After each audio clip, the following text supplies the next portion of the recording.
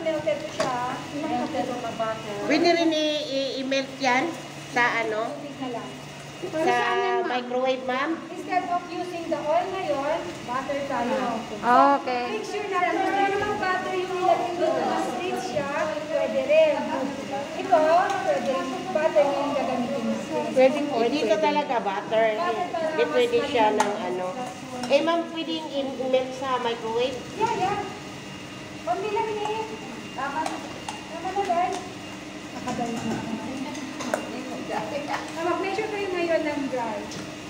Oo. Haluin ini ha. Haluin mo para mag-ano siya. Yung pocket ball.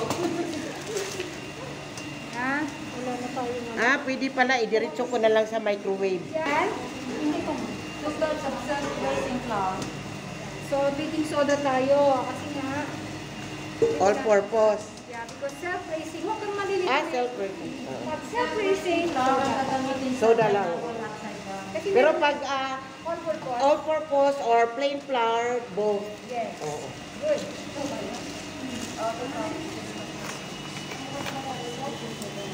So yun ha, buo tayo ng itlog doon, kulang ginamit natin with sugar lang. Oo.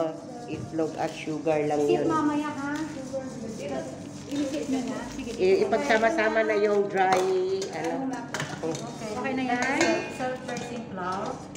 And then baking soda ang gagamitin. 1 teaspoon. 1 teaspoon yan, ma'am? Yes. 1 teaspoon mixed with 5 grams. Kung meron kayong scale, use it 5 grams. Para mas sure kayo. Okay na yun kasi mapakit yan. pangalasa. Ano yung pait nga? Baking soda. Mapait, basta maraming Basta sugar. ma-over. So, tapos yung, masa na yung juice natin, tinapon nyo? Juice na ito. So, we need 1/2 cup ng apple juice. 1/2 cup of apple juice. So, dalawang ganito kasi 1/4 ko.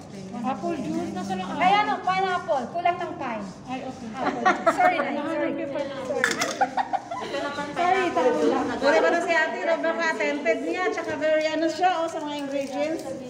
Kasi nahanap yung pineapple. Yan, ano siya? Apple. Attentive siya, ha?